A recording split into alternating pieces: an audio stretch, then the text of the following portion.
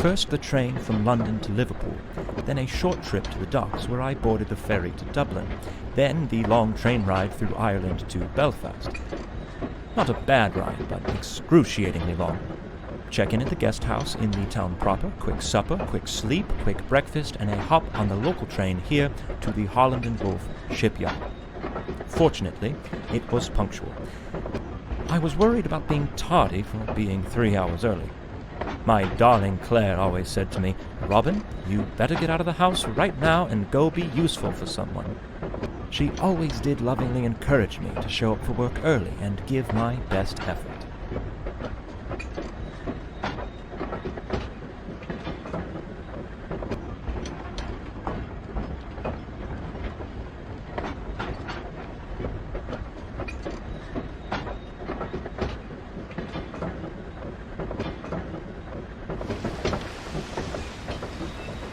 Titanic is likely no different from the Olympic.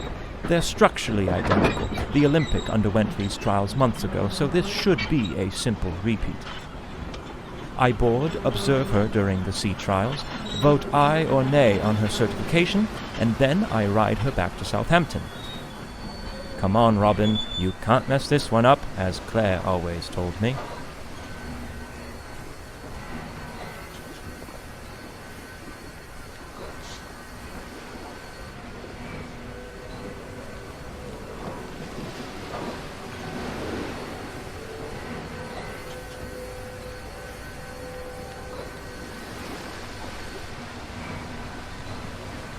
Let's look at the positive.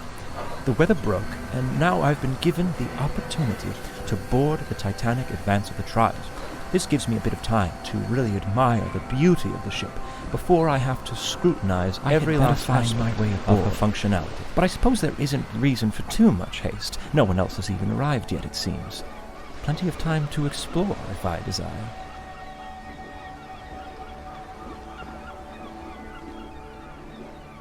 I'm quite surprised by the amount of confidence the industry is placing into this ship.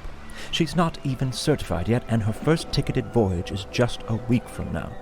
No room for failure on these trials, I suppose. It's like getting dressed up for a date when you haven't even begun your courtship yet. How do you know if you'll be rejected or not? I learned that one the hard way.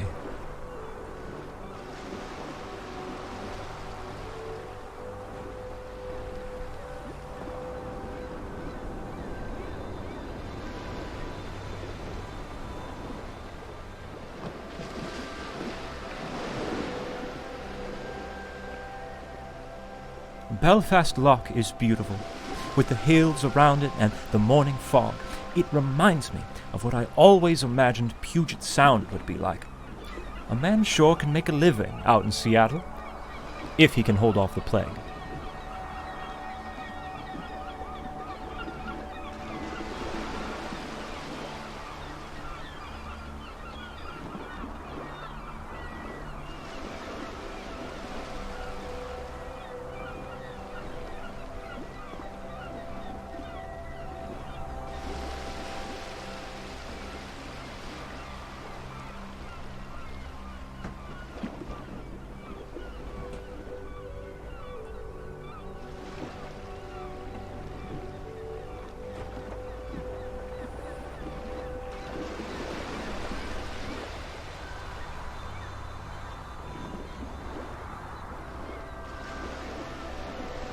I see they're doing all they can to extend my travel time. How do I find my way through this mess?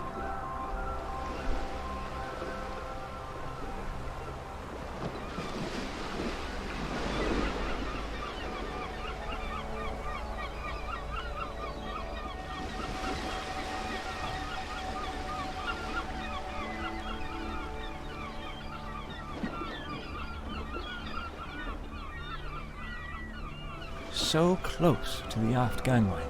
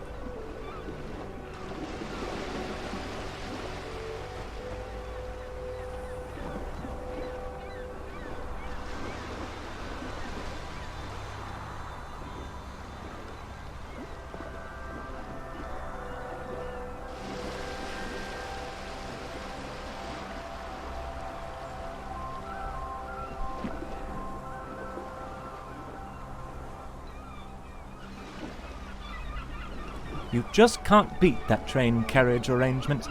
It really stretched my cognitive abilities. People simply aren't stimulated enough these days. Claire tells me that every night.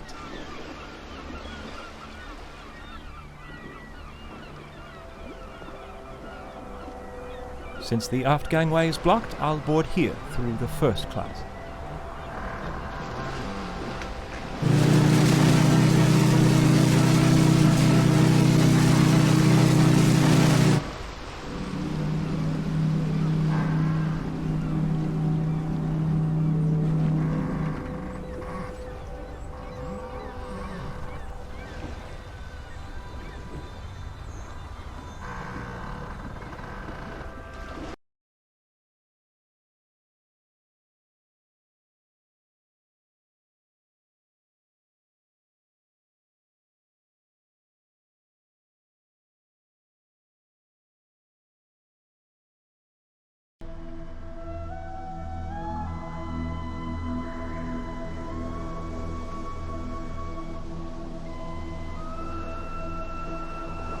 Most first-class spaces should be accessible at the moment, but I may be able to venture down to third class for a spell through Scotland Road on E-Deck. I believe I'm boarding before anyone else. Robin, right now you're the most handsome man on the Titanic.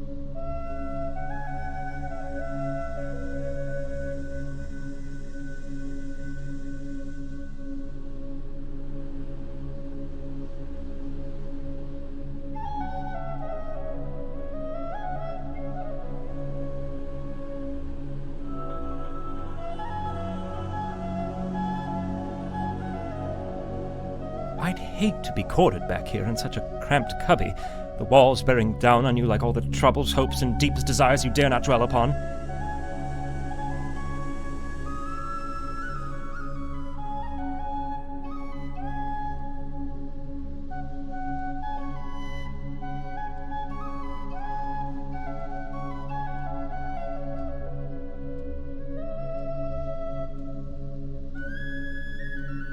Who on earth is that lucky dog testing out the electric bath?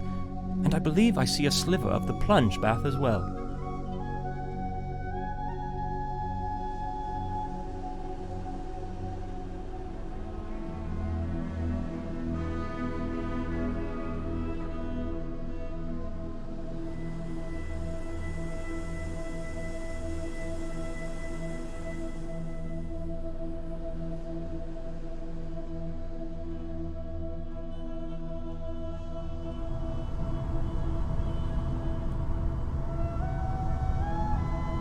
This is glorious. You can near well see half the length of the ship in this corridor.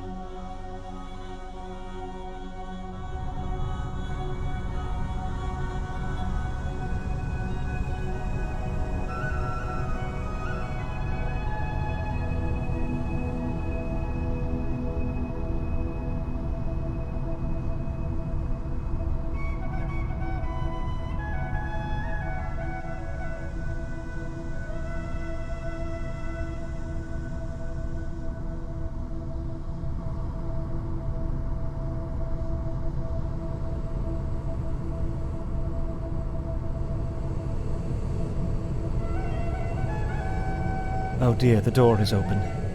Perhaps I'm not supposed to look in here, but I can't pass up this opportunity for a little adventure. Oh, if Claire were here now to see me being so daring.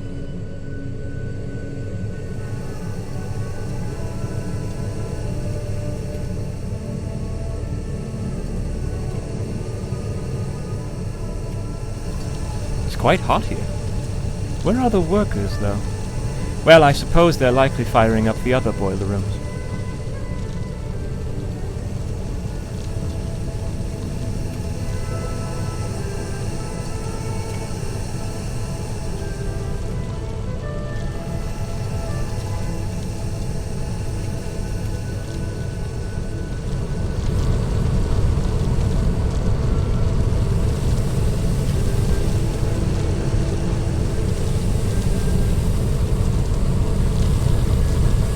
These machines are massive. 29 on board, propelling the ship through the water like an untamed beast. I anxiously await their performance during the sea trials shortly. Finally free and not held back from anything. No Mr. Tundry in sight. Just freedom.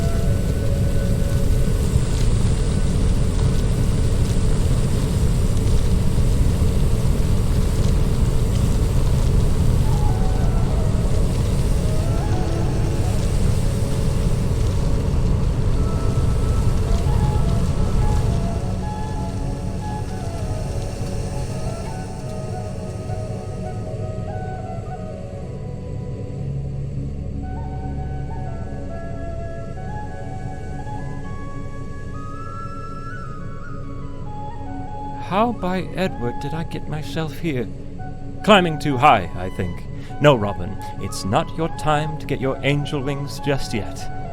No, not just yet.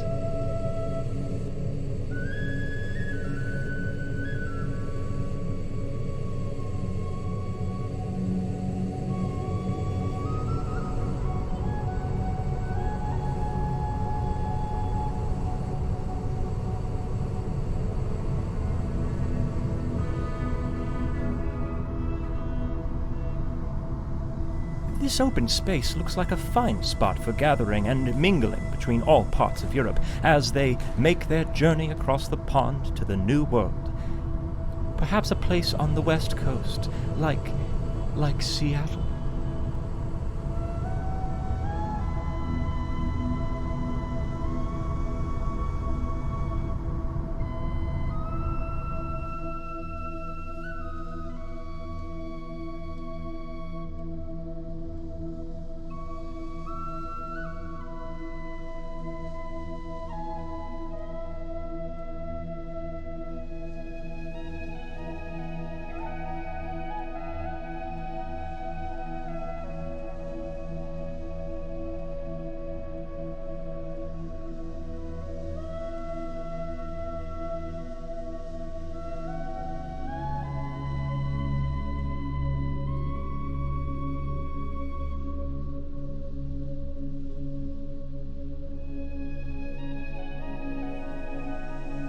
The lifts are out of order. That's fine. Real men don't take lifts. Lifts are for women, Claire says. Robin, take the long way up.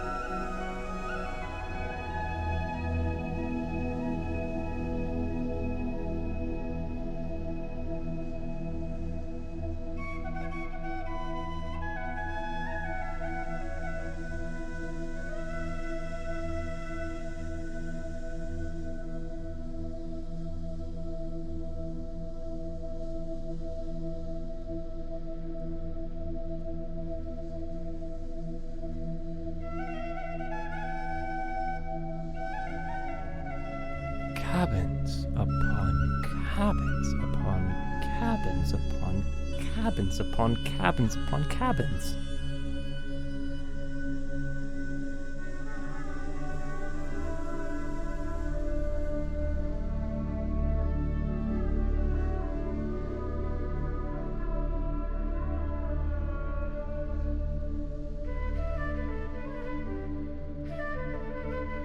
Love the wood detailing here. It's absolutely perplexing. Now that's a craft I can really respect. Lovely wood. I've always been fond of wood. When younger, I used to cut wood for the poor folks 2 streets over. My neighbors started calling me Robin Wood. They always laughed, but I don't know why. I wore that title proudly.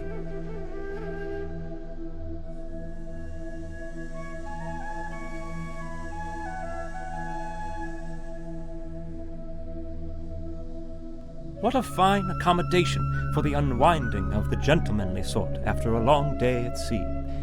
If only it were open now, and there were men in there to socialize with.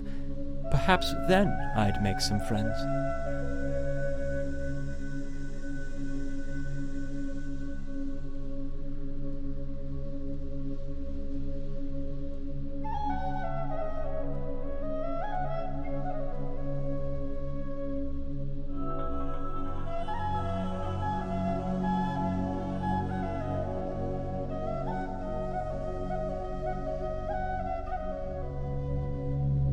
I see Tommy Andrews is already on board. Why does this surprise me? His drawings are scattered about like toys in a nursery. Well, I shouldn't intrude here any longer.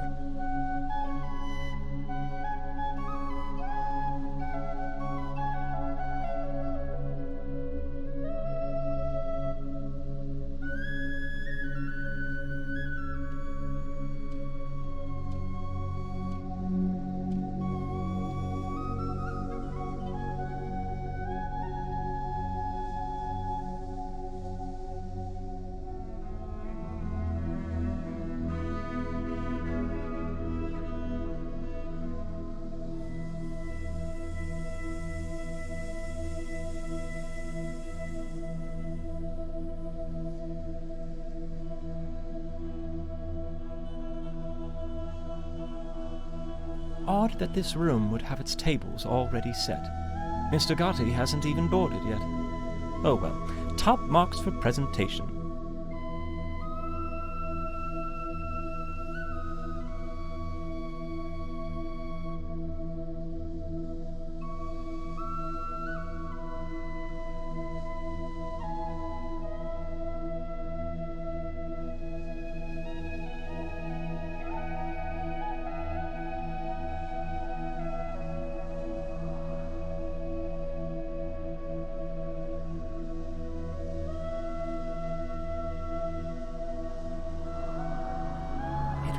Does remind you of Paris, though excepting the smell of overflown sewage. Wonderful memories are coming back to me of that city.